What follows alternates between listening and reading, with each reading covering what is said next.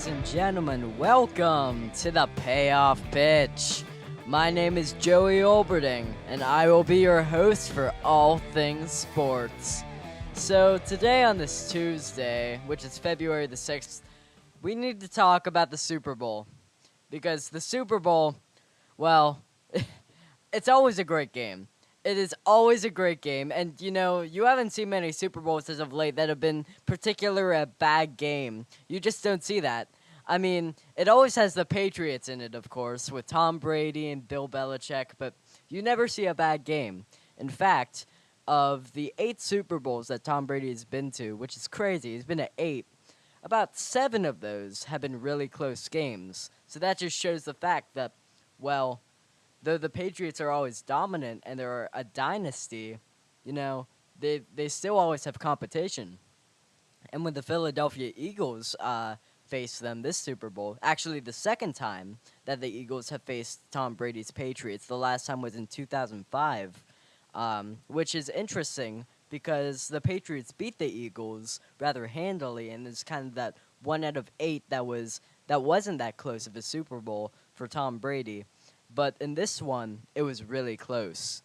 It went down to the fourth quarter. The Eagles had been leading for the majority, but Tom Brady was coming back, and it all came down to the final about 30 seconds of the game, and a lot of deep passes by Tom Brady, and a lot of them converted. A lot of missed opportunities for both teams there, especially the Patriots. Steven Gostkowski, their kicker, missed, I believe, 2 extra points / field goals. So that's that's not what you want in a Super Bowl. That's never what you want in the Super Bowl, and it really is just, bad for the Patriots because Gostkowski had been this reliable kicker for so many years, and it almost reminds you a lot of Adam Vinatieri, who now kicks for the Colts and is 44 years old, which he needs to retire at some point. I know he's a kicker, but okay, sorry. I got off track there for a second. Anyways, it really just shows that, sometimes you need to move on from players that used to be stars. Maybe the Patriots can work it out with him, but I mean, those are some kicks that you just can't miss in the Super Bowl at any time, and you really need to evaluate your players when that happens. And people will probably be saying that about Tom Brady, too. He dropped an open pass. Yeah, he dropped an open pass. He didn't throw it. But he had an easy pass that would have been a touchdown, but he just missed the ball, and that would have given the Patriots the edge to beat the Eagles on about 3rd down, and I want to say 7. But he couldn't catch it, and therefore, with a lot of other reasons, of course, the Patriots could not pull it out against the Eagles, so the Patriots lost. Crazy, right? I mean, the Patriots never lose. What is this? They're a dynasty. They always win. So the Super Bowl was great. It came down to a Hail Mary that looked like it could have gone in either team's hands. It didn't go in anybody's hands. It fell on the ground. Nobody got it. But it was just such a great game, and it really shows that even the toughest of foes can be taken down, The bigger the opponent, the harder the fall. That's what they say. But on the topic of dynasties, I want to kind of talk about more of the NBA, but sports in general, about dynasties that are being built. Especially in the NBA, you're seeing the rise of super teams. Teams that are just dominant. They have tons of star players, and really nobody can beat them.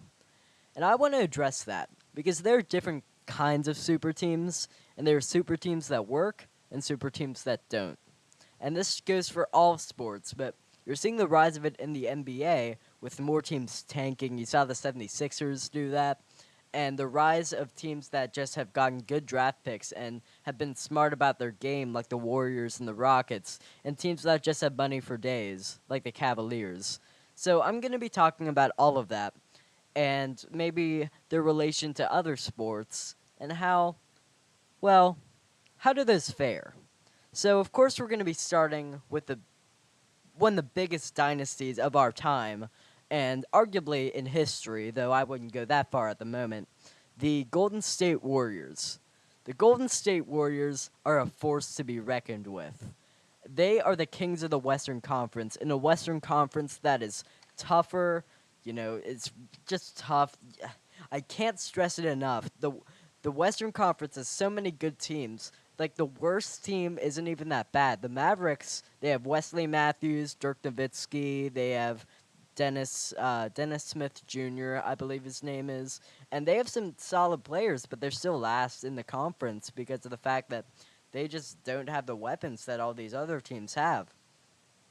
And those weapons for the Warriors include Stephen Curry, Kevin Durant, Klay Thompson, Draymond Green, Andre Iguodala, and so many more. David West. I mean, they have a lot of guys. JaVale McGee. I could go on.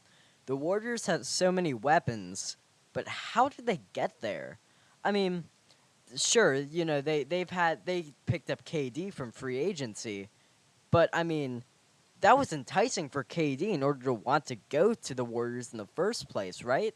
It's not like the Warriors were a bad team before KD came there. No. In fact, they were as good as the Cavaliers, if not better, because they beat them in the finals already, though the Cavs also beat them again in the finals the following year. So, it's kind of interesting. No, it's very interesting. How do you build a team with a team like the Warriors that looked so poor for so many years in the early 2000s? Their best players were Steven Jackson, Monte Ellis, really not a lot of top tier guys, some solid guys, but not top tier. And it all goes back to the trade for Andrew Bogut in 2012. The Warriors got Andrew Bogut, who was the number one pick in the 2005 draft, the number one pick overall, for Steven Jackson and Andrew Bogut. Steven Jackson had already previously been on the Warriors in 2007 with Monte Ellis, but then he went to the Bucks, and so they traded back for him. And they traded Monte Ellis for that, and at first people were like, Monte Ellis is such a good player. Why would you trade him? I know Andrew Bogut was, the number one pick of the 2005 draft, but I still think it's a bit crazy, to trade him for it. And, well, because of Andrew Bogut did really well. And so the thing was, even though they weren't that great of a team, they were an all-right team, but they were smart about their draft picks. In 2007, with the 7th pick overall, the Warriors selected a guy named Stephen Curry out of Davidson. Everybody said, okay, he's not that good. I mean, he's the 7th pick, but I don't think he'll be anything in the NBA. All of a sudden, he starts putting up massive numbers, shooting 3 after 3 and knocking each one of them down. But they're still not that good. So they draft Klay Thompson in the 2011 draft, and all of a sudden, the Warriors are much more of a force to be reckoned with. And now you're like, okay, Golden State is really good, but I don't think they're going to be able to get to that top tier in the fact that they'll be able to win a championship. Then in 2012, in the second round, they draft a guy by the name of Draymond Green. And Draymond Green, in his first year, didn't look too good. He was pretty good at defense, but he couldn't really do anything else. But then he developed, and now he's a lockdown defender and a star. And then, of course, they signed Kevin Durant, and the rest is history. Now the Warriors team is dominant. It looks like they can win 7, 8 championships in a row. LeBron, when he went to the Heat, it was like, not 6, not 7, not 8, all of that stuff. Of course, he left a few years later. But the Warriors look so good, and it really shows, you have to use pieces that, you have to be smart about your draft choices, and you have to have enough potential there in order to lure a big name. And that's what they did with KD. Even though the Warriors were already so dominant, their guys were still young. Curry, at the time, is 28. He's 29 now. Kevin Durant is now, 30. Klay Thompson's, 26. They're not an old team. They aren't old whatsoever, and they've really adapted. The 76ers are doing a different thing, though. The Philadelphia 76ers. Now, everybody a few seasons ago, and maybe even last season, got really angry at them for tanking. Now, of course, tanking is, not really putting in your best effort game after game in order to try to get draft picks and try to get higher in the draft. And something I've heard a lot of sports reporters say in the past few years is that more teams now are starting to tank more than trying to win. And I think that does have to do with the rise of the super teams that we're seeing in the league. And you really do see that. I mean, I see teams. A lot of teams are putting in their best effort, but just aren't that good. Other teams just aren't trying. And I don't know what separates just being a bad team from tanking. But I remember few seasons back, and this might have been kind of the start of tanking. Maybe not the start of tanking, but it certainly kind of progressed it. The Denver Nuggets in the 2015 season, I believe, there were about 3 weeks to go in the season, and the cameras and the mics were in the rally, and they're getting beat bad by some other team, and the coach says 3 more weeks, 3 more weeks, like okay. We have 3 more weeks until the end of the season. Tough it out. You didn't have to play your best basketball because it's gonna end soon. And everybody got mad at it, saying you have to play your best basketball. And that's true. That's true, but you're seeing the rise of tanking coming on and on and on. And the 76ers have been great by trading away a lot of, really good players in the past. They traded away Drew Holiday. They've also traded away a lot of draft picks to get other draft picks. The thing about them is, the 76ers, they're looking to be an okay team. Okay, they're trading their draft pick for a better draft pick and another all right player. And so they've been able to adapt by that. In 2016, they drafted Ben Simmons, first pick overall. In 2014, they drafted Joel Embiid, third pick overall. In 2017, they drafted Markelle Fultz, first pick overall.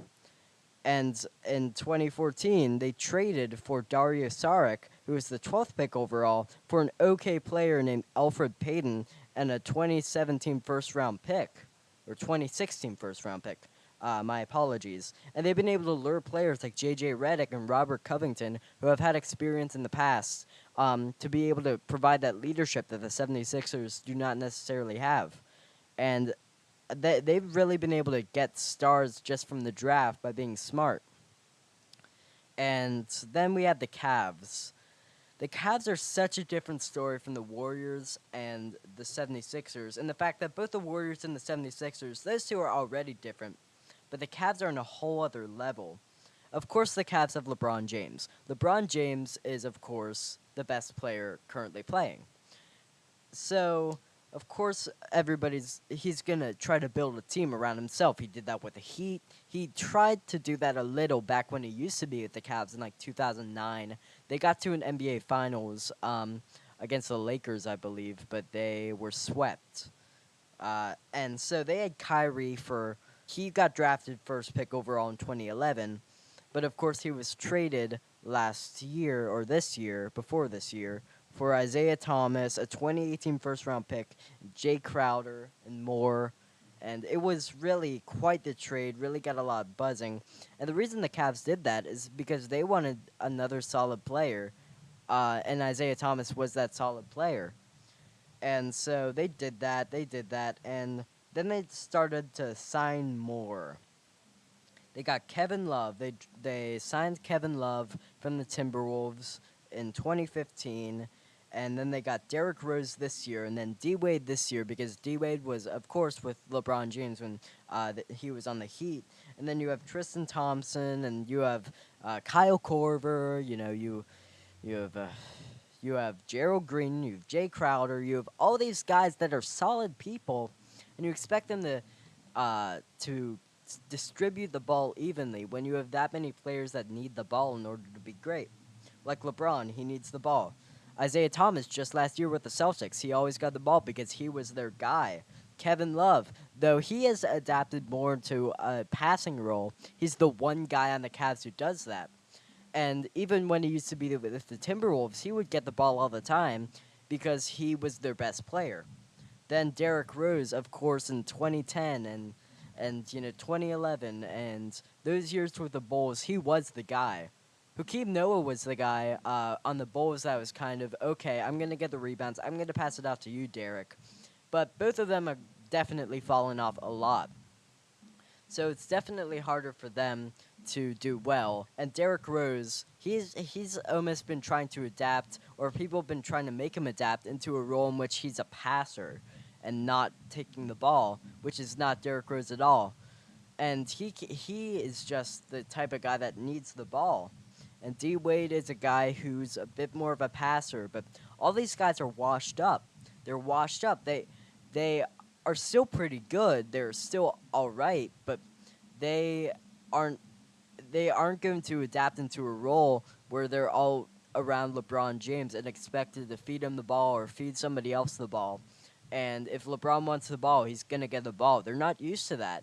And if I were them, I wouldn't be used to it either because, frankly, I couldn't be in that situation at all. And they all buy and trade for these veterans, and mostly, sign them. They signed Kevin Love, they signed Derrick Rose, they signed D. Wade, and they drafted only Tristan Thompson. He's the only guy that's really still there from the draft. Of course, Kyrie was there, but he got traded for another pretty good guy. But those guys just don't adapt into that formula like that.